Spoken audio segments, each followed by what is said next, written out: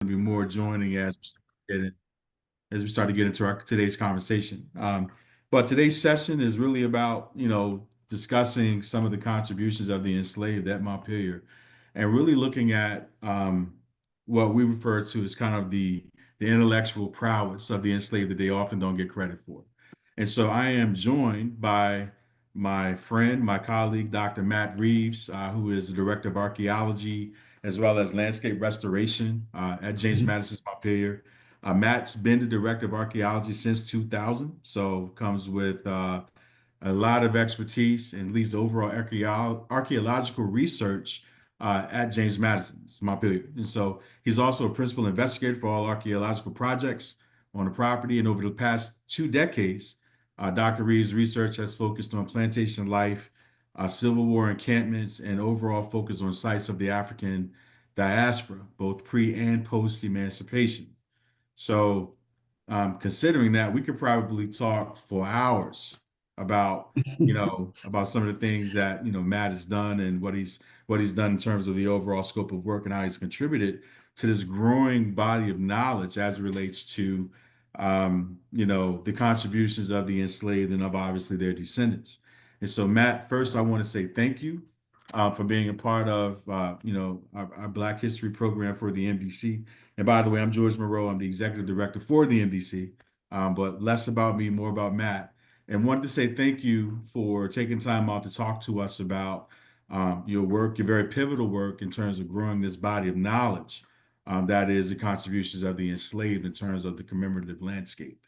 And so, first, let's start off. You and I talked quite a bit at Montpelier about some of the contributions of the enslaved. And so, the first question I would have for you is, what's been kind of the highlight of your career there in terms of finds that you can point back to contributions of the enslaved, and then we get some more distinct things.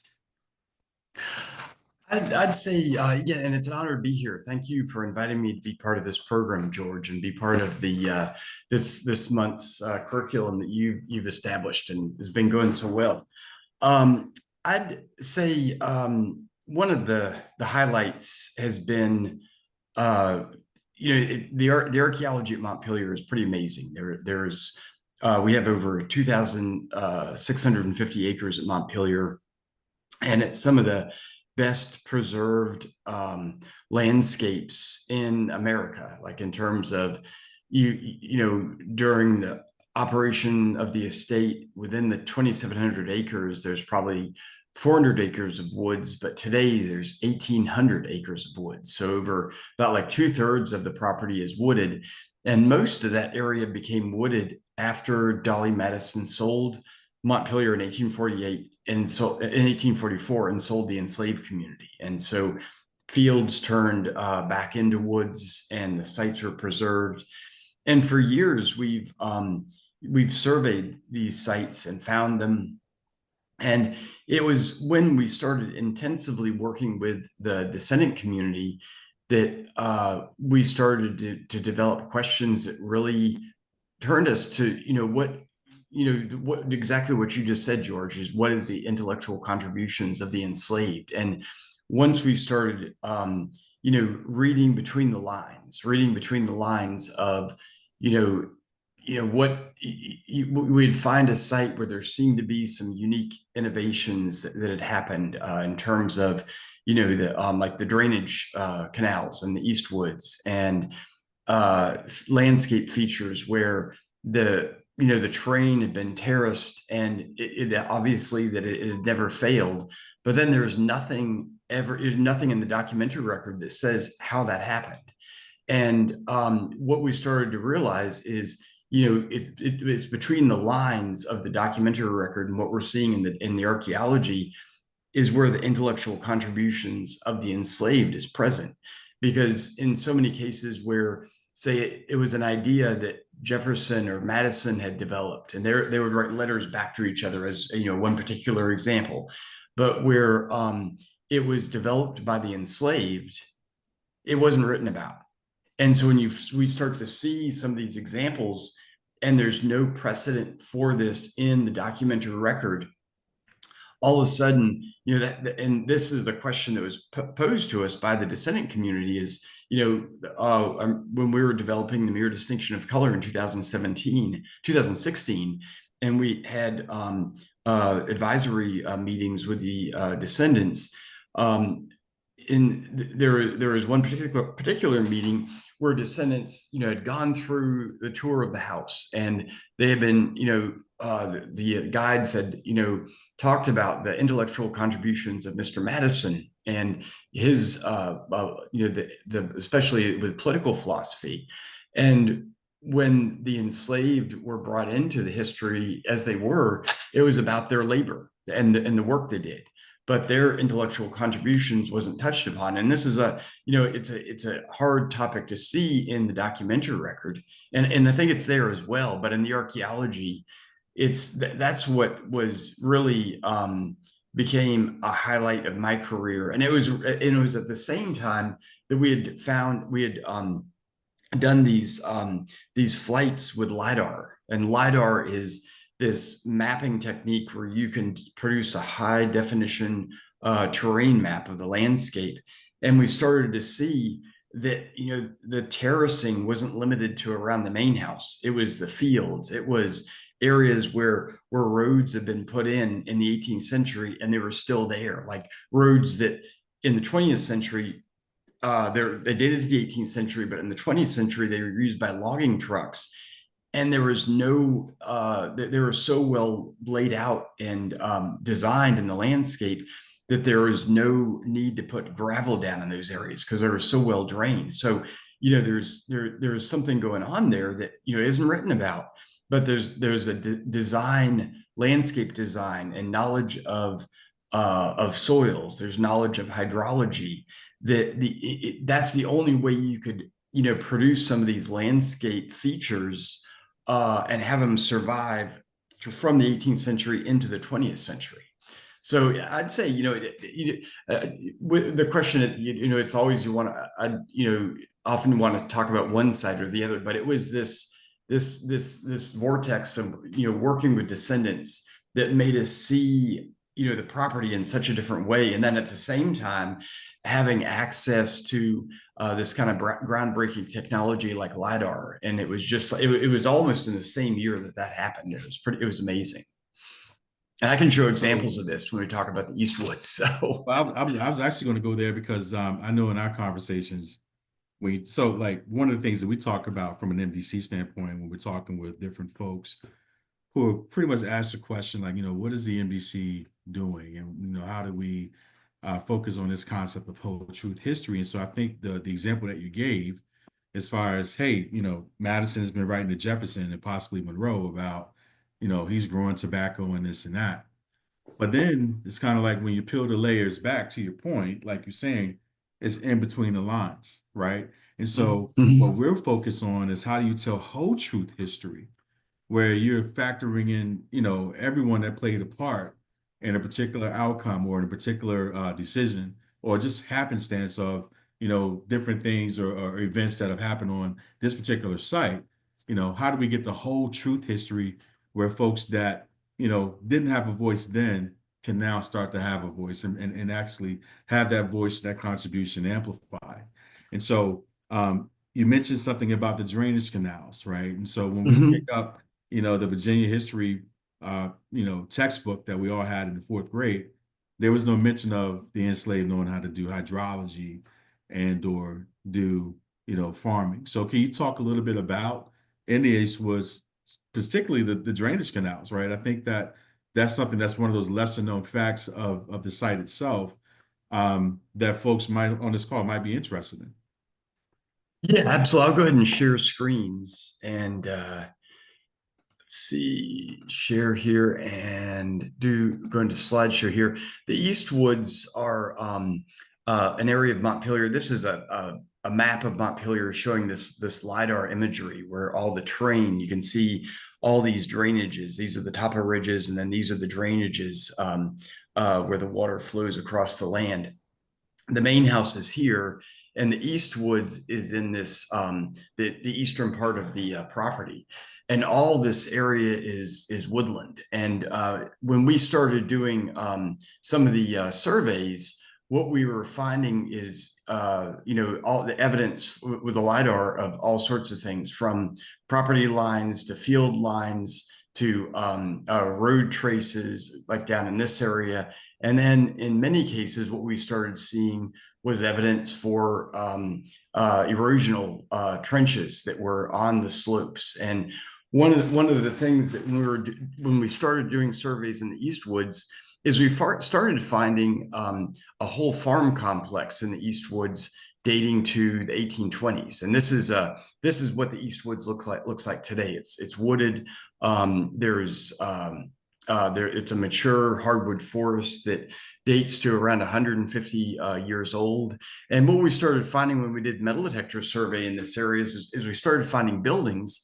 But what was incredible is that there are several buildings that we found dating to the 1820s that, based on the artifacts we were finding and their position on the landscape, were likely tobacco barns.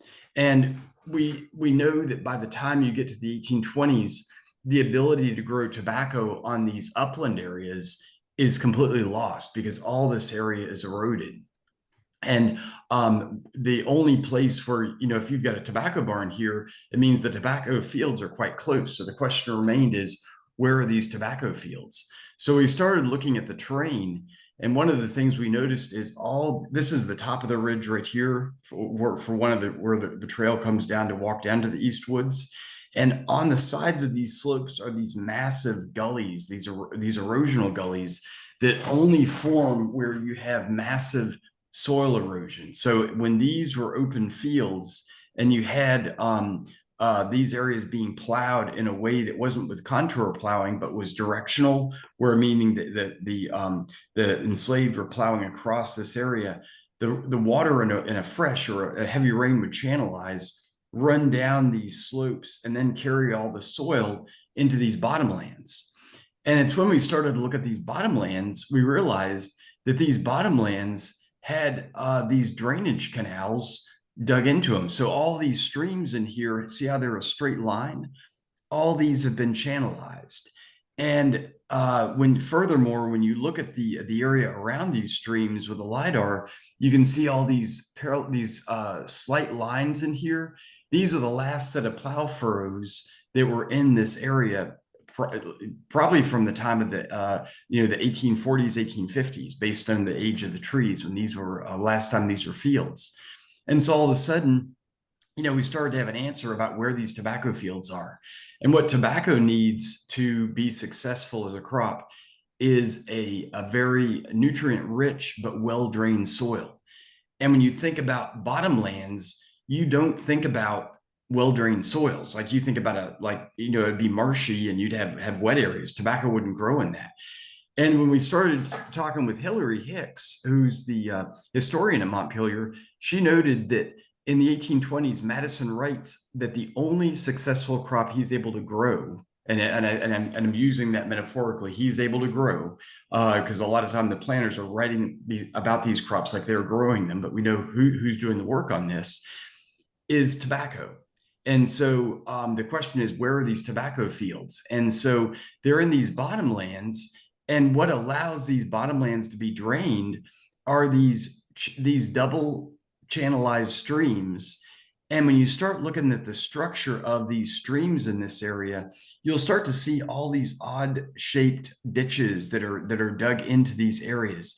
And today, when you look at these streams and these bottomlands, they're still well drained. Like the channels in here, they're still open. And about this time, Madison is writing a friend of his who owned a plantation out by Keswick, and he was writing him about how to create these drainage canals in bottomlands for growing crops and not have the sides of the banks overflow and wash out. And what his friend writes him back and says is, you need to put these streams underground and have your hands, and this is what how the gentleman refers to the enslaved, have your hands put stones over these and then bury them so that they never wash out. Well, in this case, what we've got is that did not happen here. So Madison never writes them back. There's no solution that looks like it is offered. But when you look at the Eastwoods, there was a solution. And when you begin to look at this solution, it's developed by somebody that knew where the major washes were coming down, how the water was flowing in this area, why, the development of these stream systems where the streams carry more water than ever could be delivered in a rainstorm, and that's why they don't erode. That's either you'd have to either have a hydrology map of the area or know the land well enough from generations of working this. And when I say generations of working, by the 1820s, there are at least 4 to 5 generations of enslaved farmers who have been at Montpelier, and this knowledge will be passed, from parent to child. And it's this working knowledge of the landscape that allowed the enslaved to develop this drainage system. And the only people that would know about how to do this, in terms of knowing the land well enough, would have been the enslaved. And so when you start looking at these landscapes and the work of the enslaved as a conversation between the enslaver, the Madisons, and the enslaved, it gets into exactly what you're talking about, George, which is this whole truth history. This wasn't just a one-sided relationship where Mr. Madison was providing all the ideas and the enslaved were, as Madison's contemporary writes about, just hands that don't have a mind connected to them. These are minds that were working together. And when you start looking at this in all aspects of this daily life, all of a sudden, the explanations, the history that you begin to develop is so much more interesting and so much more well-rounded, and it makes so much more sense, and it's so much more inspiring. There's this term that I've heard, something called hidden in plain sight, right? So, say for example, you have folks that are walking the trails, and they're in the East Woods, and they come across this site.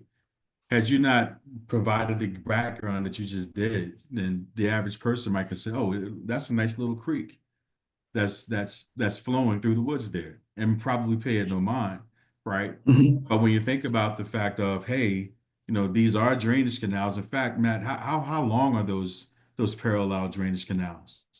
They run anywhere from a quarter of a mile to a third of a mile. And what we found is when you look at the maps of Montpelier, pretty much all the streams have been channelized. So, George, when you drive, let's see, when you drive up Laundry Road, Hmm. that road that goes straight as an arrow, and there's a stream that's running straight as an arrow, that's channelized. And that was not channelized in the 20th century, by DuPont workers with mechanized equipment. That was absolutely channelized in the period of enslavement. And when you look at maps, those streams are always in that flow and direction. So that's impressive, right? So this is not just simply digging a straight line. This is about knowledge of the landscape. It's about having an understanding of water tables, even to even know like the size and the width, of how water should flow out and push it out. And then you're also talking about the agricultural aspect of it, where you're talking about, tobacco requires really rich, nutrient dense, well hydrated soil in order to grow crops, right? And so, to your point, the enslaved would have had to have knowledge of the soil in order to make sure that those tobacco plants produce the maximum harvest. So, that to me always, for me, it's empowering, right? Because you Mhm. don't you don't really get the viewpoint that the enslaved were actually smart coming up, that they were illiterate, that their language and everything was taken from them and whatnot, and that they were just there as laborers, right? But there is some ingenuity that's involved in how well they went about this. And notice, since President Madison never received a response back from his contemporary, excuse me, he never responded back. Well, obviously that problem must have been solved. Yeah. And that the whole thing around the drainage was not, you know what I'm saying, ever spoken about again. And to your earlier point, we have to read through between the lines to get the actual full story. So um, that just blows my mind every time I think about it. So the other thing you and I have talked about extensively when it comes to the enslaved is that Montpelier was a working farm. It was agribusiness, and so you had a number of tradesmen that were out there. Can you speak to what you've been able to identify either through record or through the landscape, the types of tradesmen and skills that were required to run that farm, and who were the folks that likely had those positions? Yeah, one of when you think of tradesmen, what comes to mind almost immediately is the blacksmiths at Montpelier. And the one of the hidden sites. I mean, there's an account book in the 18th century that showcases the work of Moses and how much he was producing. But we found the location of that 18th century blacksmith right beside the temple over by the main house. And that story, I'll share screens again with this one because this is it's like a story that's on top of a story that's on top of a story. It's really cool. Is this blacksmith site that's in that area? And let's see. I'm going to go to my GIS map right here. And Archaeologists have all the cool techniques and screens and software. it's yeah, to give you a sense of all this is a better map to see some of this. The Eastwoods, the main house is right in this area right here. Here's the main house. Here's a better picture of the oh my goodness, I got to click on the right one that shows the house as it is today. There we go, main house as it is today, right there. And the Eastwoods that we were just talking about is over in this area right in here. And the one of the sites that we've known about for a long time is a blacksmith shop that's right beside where the temple is. So in this broad open area in here, in metal detector survey, we have found all kinds of blacksmithing items. So this is a picture of one of the metal detectorists from a single hole holding 40 items from the blacksmith shop. And this is a site that we're going to be looking at this year as part of the survey of what's called Walnut Hollow, this area, this hollow that goes down to the ice pond. But over by the temple, when initially there was work being done at the temple years ago, there was what was found over in that area. And here's the temple in relationship to the main house with this early 19th century landscape layout. But what was found over by the temple is this massive area of slag. So here's the temple right here. Here's this downslope area going down to the ice pond. And what we found was this in one of the profiles. You can see right here. You can see this layer of black burned soil. All this is a slag deposit that runs down the hill from this massive 18th century blacksmith shop right here. So by the time the temple was built in 1811, this blacksmith shop was no longer in use. And in fact, the blacksmith shop had been moved out to what's called the home farm, which is over by the visitor center. But the story of this blacksmith shop doesn't end there. It's, because what happens is the temple is built in this area, and there's a massive 25-foot ice house that's that's put in underneath the temple. And one thing that's unique about this ice house is that the bottom of this ice house is bone dry. It's so well drained. And when Jefferson writes about how with the ice house he was having groundwater incursions. The melting ice would fill the ice house with water. But the design of this ice house is such that it's situated on the landscape adjacent to this gully. But this layer of slag acts as basically like a French drain to drain this water away. And so who would have known about this the you know the quality of this slag deposit, draining away the water, more than likely would have been the enslaved.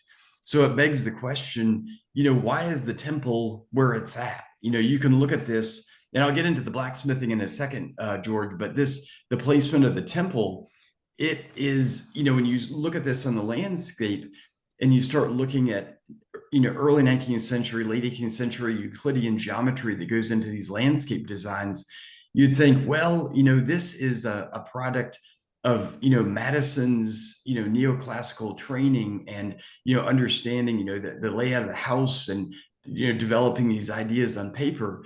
But the position of this temple on the landscape was determined by the position of this gully that allowed the ice house to drain. So even in the formal landscape, there you've got evidence of, reading between the lines and being able to see, literally, there was probably a conversation that happened. Madison was, wanting to have this ice house below the temple, or, who knows how that conversation went. But the topic came up is like, how do we keep this ice house drained? Or, maybe even more so, Madison talks about wanting to put an ice house on the landscape. The enslaved individual who's planning this with Mr. Madison knows the enslaved workers and landscapers at Monticello, and really, knows what a nightmare it is to keep that ice house at Monticello drained. So there's a conversation that's had where there's a suggestion made to put the temple here, and this temple is basically the cornerstone for the formal landscape. And so all these, and this goes from the landscape design into the actually masonry in the house. All these would have been conversations that happened. And so, like to get back to your point, George, about blacksmithing, the blacksmiths at Montpelier, they're some of the most tangible evidence for the skills of the enslaved can be found with blacksmithing, because we can actually find the iron objects that the blacksmiths produced. But when you start changing your focus on reading these landscapes, you can literally see, the contributions of the enslaved on this landscape. So, for example, when you start looking at the landscaping around the main house, you've got this one feature, the formal garden, with this massive terracing. And this terracing wasn't produced in the DuPont period. This was produced, put here in the 18 teens by enslaved landscapers. And these slopes are close to 45-degree angles. Anybody that, to produce this kind of slope and not have it wash out, because there was freshes that occurred where the bottom of the garden filled with water. These slopes never failed. That is, and this is never written about, why, how, what went into designing these slopes in the Davidson clay loam. And I would venture to say the reason why it's not written about is because it was done obviously with the hands of the enslaved, but with the minds of the enslaved. And by the time you get to 1810, you've got a group of people that would have had amongst them experts in the hydrology, experts in the soil, experts in how to do cuts and fills and make it so that these don't fail. And you might ask, if you were enslaved, why would you want to make, this terraced garden work? Why would you want to make the, Madisons have wealth in the tobacco fields? Well, for one thing, if this slope failed and it burst out, who's going to be doing that work on top of all their other work? It would have been the enslaved. And then also, by the time you get to the 18 teens, this is a time period where, the enslaved are seeing other plantations like Monticello, where the community is being broken apart and sold. And the individuals that are sold first are those laborers that can be sold and are of prime working age, but also folks that are not absolutely critical to the operation of the estate. So if you are a member of the enslaved community and you know how this farm is supposed to operate, you're going to be the last person that is going to be sold, because when you're sold, basically, the functioning of that the farm goes with you. And there's a chilling example of this with Suki.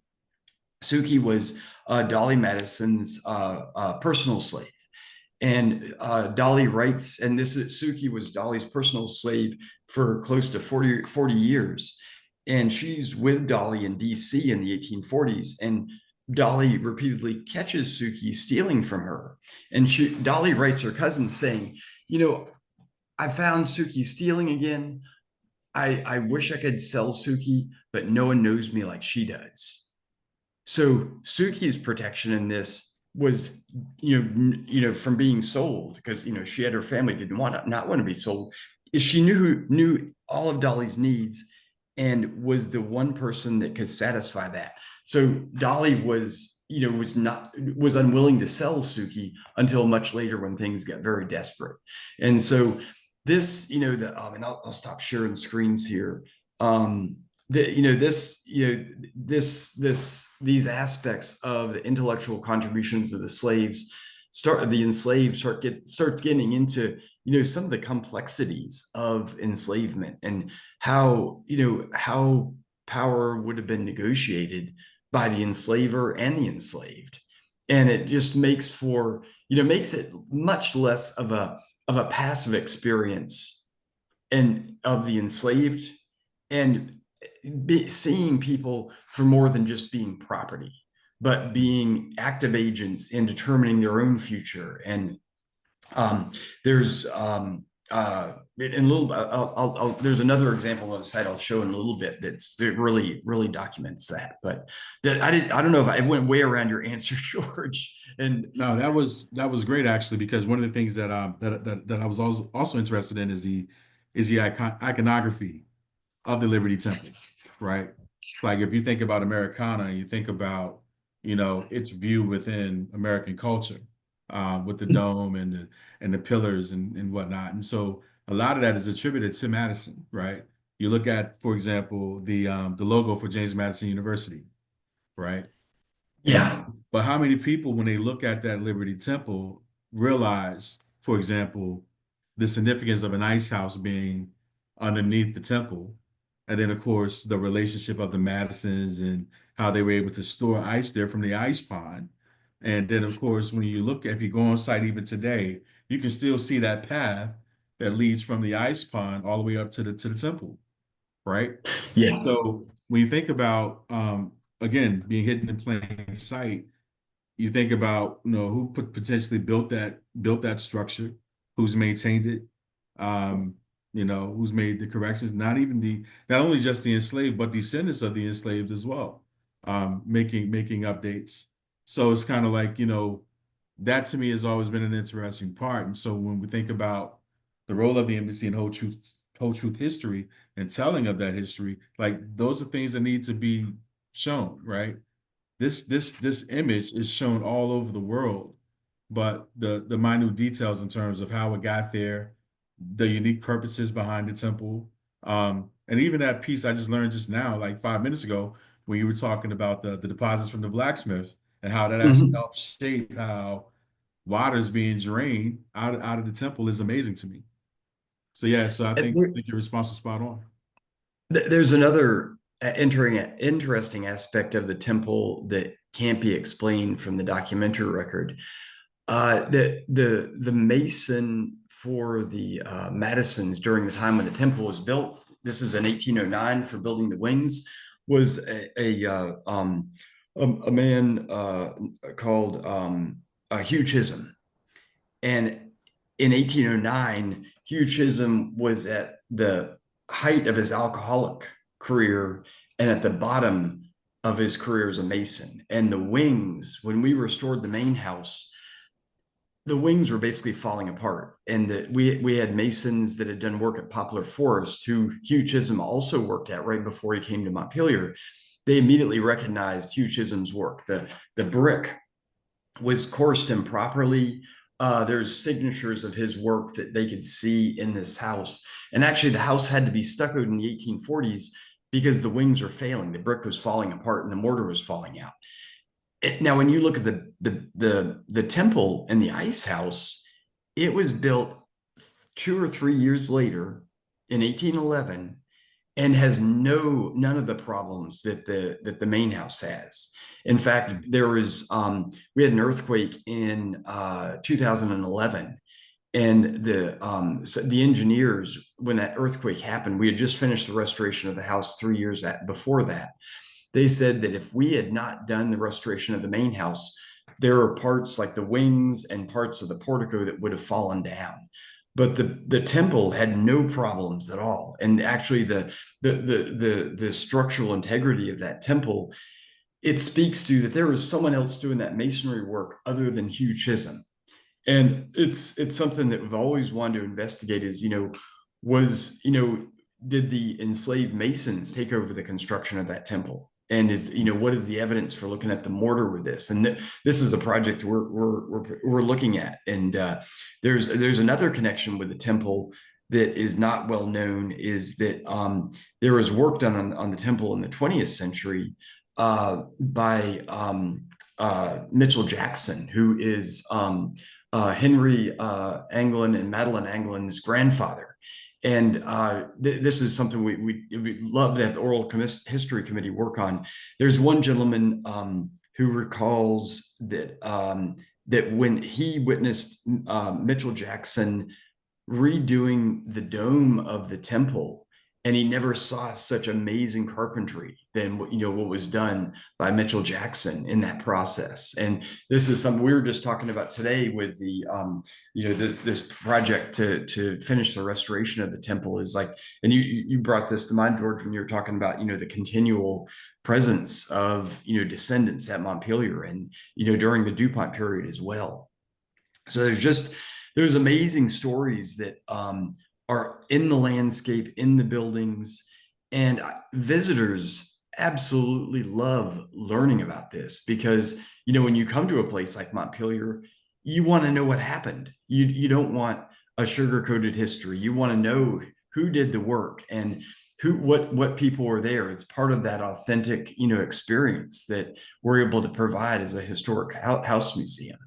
And it's what's really amazing is when you have folks that come on our expedition programs, and many MDC members have been in these programs, is making these discoveries and understanding how we know what we know is a whole nother part of this history that makes the history so relevant and come alive. And we've been so fortunate to have so many people come through the programs, and many people that are on the call today. So awesome. So going across Route 20, right? We know that there is the Gilmore cabin there, and I had an opportunity to attend a tour with one of the interpreters named Mr. Arlene. And we went and we noticed some elements of the Gilmore cabin, which is what they refer to as first generation freedman cabin, right? Mm-hmm. Can you talk to some of the construction or techniques that went into building a place like that? I think there is, if I remember correctly, there's some relationship to the Civil War and materials that were left behind that Mr. Gilmore was able to come and pull together to build. So can you speak to that story and what folks can expect to learn when they come to visit? Yeah, and let me share screens again and bring up my GIS map, my favorite thing. And because I got some pictures in here of that. And let's see, Montpelier map. So like you were talking about, George, so here's the main house. Zoom out, here's the 2,700 acres that make up Montpelier today. Here's Route 20. And years ago, when we started doing work on the Gilmore cabin and then later on restored the train station, there was one of the board members that recounted that when you go and visit Montpelier and then you go back out to Route 20 and you cross the railroad tracks and get on 20, the other side of Montpelier has this whole other story to tell, which is the legacy of the Constitution with the Civil War encampments, the Gilmore cabin, and the train station. And with the Gilmore cabin, one of the the site of the Gilmore cabin is one that we is one of the first buildings that was restored at Montpelier in beginning in 2001. It was restored before the main house was restored. And one of the things that we discovered about the Gilmore cabin is the logs making up the cabin were cut in 1872. And we know the Gilmores were here by 1867 based on Freedman's period documents. And when we did the dendrochronology on the cabin, what we assumed is we were going to discover whether it was 1866, 1865 when these trees were cut. But surprisingly, when we did the dendrochronology on the cabin, what we discovered is that these logs making up the cabin they were cut after the 1872 growth season. And so what that meant is that for 5 years, the Gilmores were living somewhere else. And that's where this picture, it's a 1910 photo of the Gilmore cabin showing a smaller structure in the backyard. And when we did archaeology on this structure, what we found was we found a chimney base and found footers that gave an outline of this structure. But we also found were these Civil War encampments. Like, for example, this is a chimney for a Confederate hut site. And so what we got from this is, the story of the Gilmore family was one that was extremely complicated. It was one where they, leased this piece of land that probably had no trees on it. And it took them 5 years to buy trees. These trees that make up the cabin are chestnut oak that don't grow in this area. And that these trees are 70 years old. So the dendrochronologist in working with some of the foresters, it became clear that they had to bring these trees in to build the cabin. So it wasn't just a matter of going out into the back and cutting down trees and then building this cabin that they lived in, from 1872 up until the 1930s. This was a long, very involved process to build this house and build a home that would have been larger than they would have ever lived in during enslavement, and really symbolized their, how they wanted to present themselves as a freed family.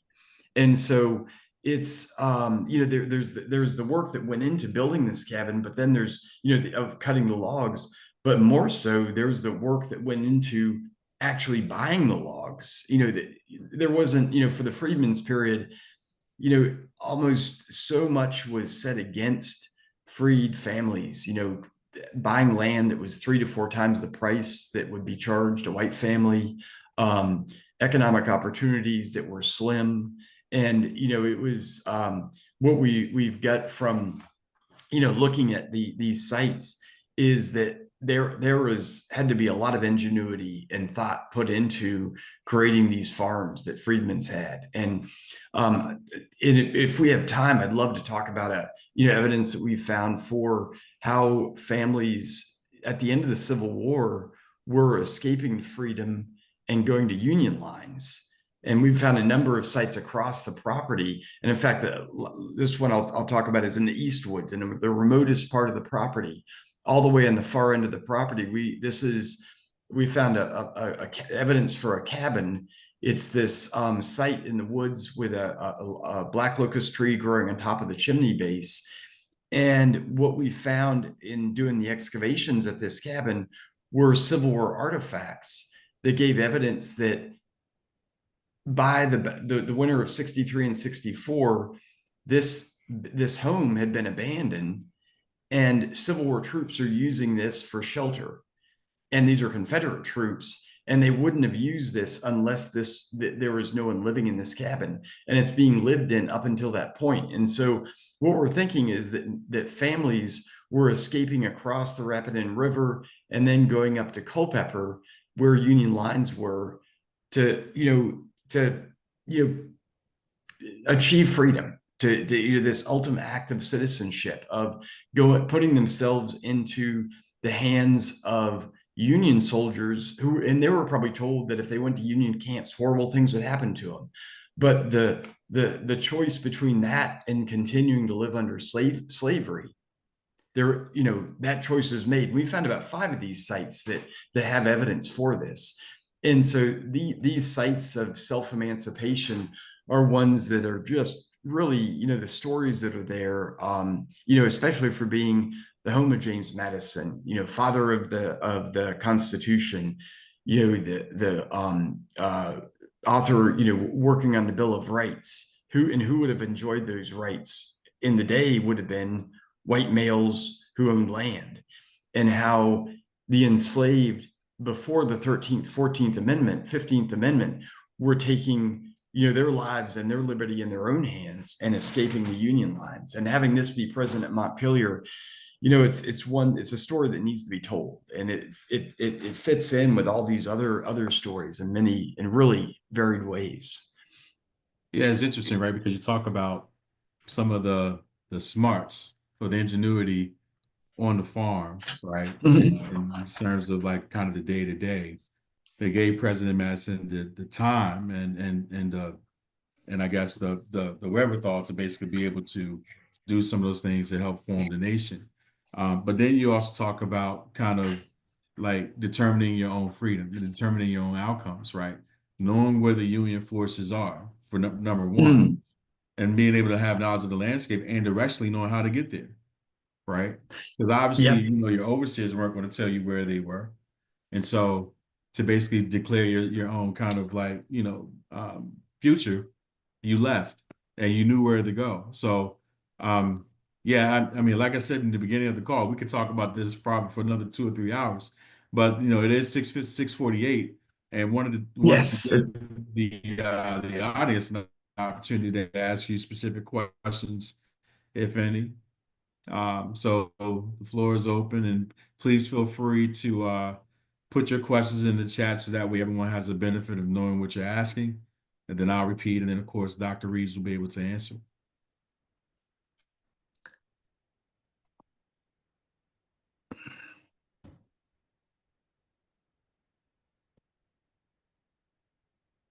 So I guess while questions are coming in, there is another major significant work that your team has been involved in, and that is around the concept of memorialization. So I know that you have spent, and you and the archaeology team have spent quite a bit of time in terms of researching the enslaved burial ground, and then of course finding some discoveries there. So can you talk to some things that you've seen as part of your research, and of course, um, you know, um, uh, exploring the boundaries and whatnot and of the burial ground? Can you speak to things that you might have seen and glean some information from?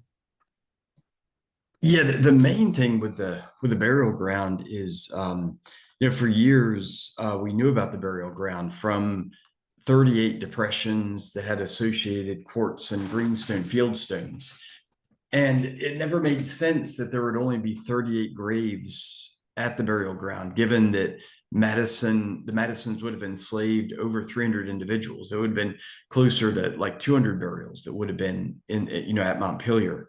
And when we did GPR a number of years ago, we found that the burial ground was 10 times the size of those 38 burials.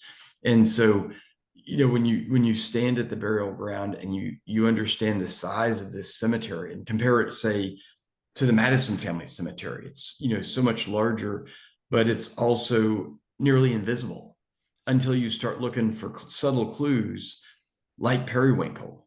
That it's one of the largest periwinkle patches at Montpelier for a reason. And there's another aspect of archaeology that with vegetation that we're always very interested in, is how the vegetation reflects the contributions of the ancestors. And that's one thing that I think the burial ground is a huge resource for. Is it's one of the only areas of Montpelier that's never been plowed and never been disturbed, and probably has vegetation that not only dates to the period of enslavement, but even before, but also could have been an area that the enslaved curated vegetation, because it was one of the few areas that was not being plowed.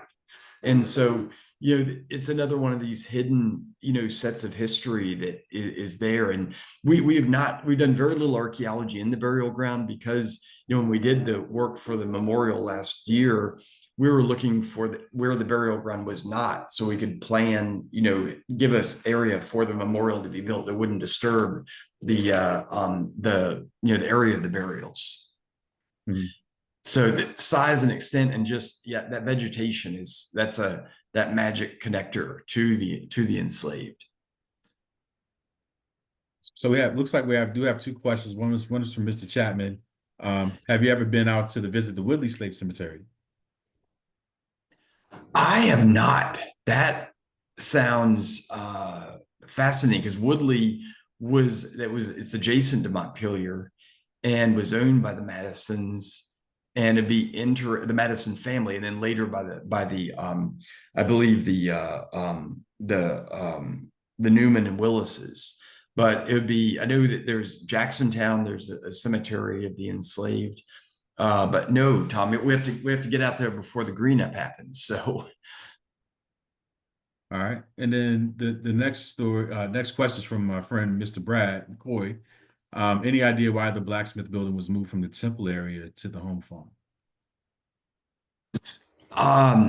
probably an act that made James Madison, President Madison's father, roll in his grave, because that blacksmith shop over by the temple was the economic backbone of the plantation. And it what President Madison and Dolly Madison were doing was expanding the area of the formal grounds around the main house. And then they moved the blacksmith shop, not only moved it out to the home farm, but we have evidence that the blacksmith went from one, as it was run by Moses, that sold items to the region, to one that probably was doing repairs and wasn't necessarily producing new items.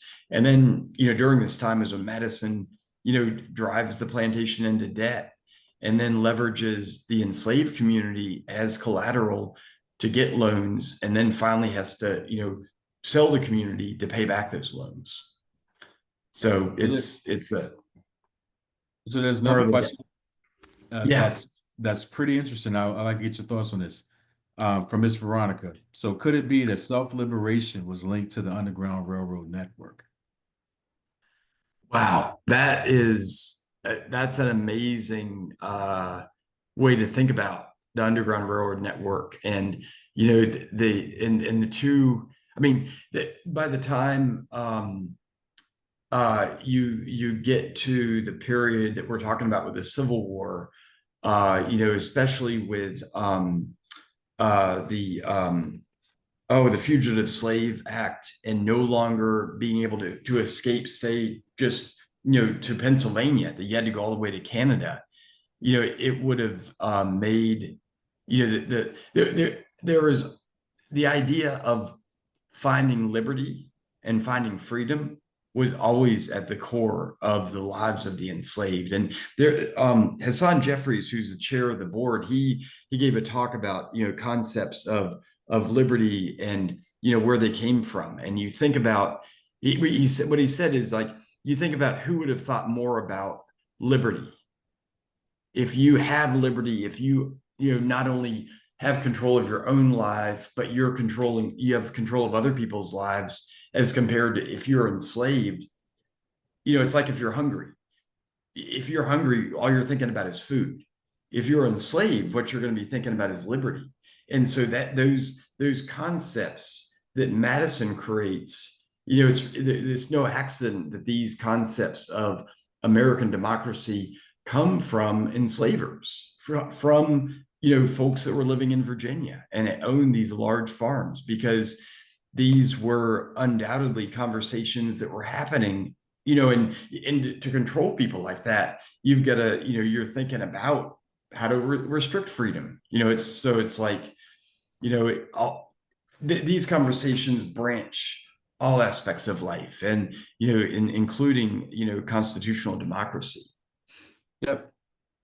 So Ms. Barber also asked another great question, and that's around kind of the documentary evidence that President Madison may have loaned or hired out his enslaved to acquire skills needed at Montpelier. Any thoughts there? Yeah, definitely. He loaned and had slaves work with some of the the French chefs like at Monticello to learn different types of cooking.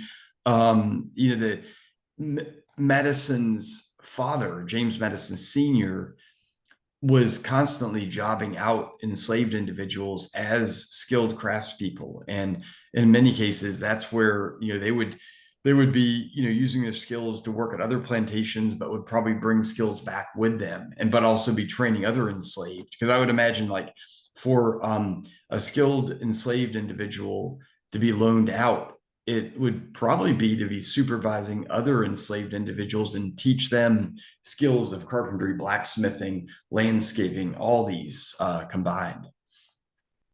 So somehow the whole thing that they would say that they were devoid of intelligence and humanity somehow comes out to be a huge contradiction and a lie for the most part, considering all of the, anecdotal evidence that we have. It shows how they much Mhm. contributed, right? So it's 6:57. And so Dr. Reeves, I'm going to give you another minute to have if you have any closing thoughts as far as, some work that you had possibly going on in 2025 that will hopefully draw additional folks into your programs like the expeditionist program, so on and so forth. So here's your opportunity for a pitch. All right. Yeah. Thank you, George. You know me well. Yeah, we are so excited to be working at by the temple, where for years, when we had done work at the temple, we knew about the blacksmith shop, but there was no knowledge of a set of homes of enslaved families that date to the period of the 1820s and 1830s. So when you think about the temple, its background is woods and then the slope that goes down to the ice pond. But from what we found with metal detector surveys, there were at least 3 to 4 homes in that area.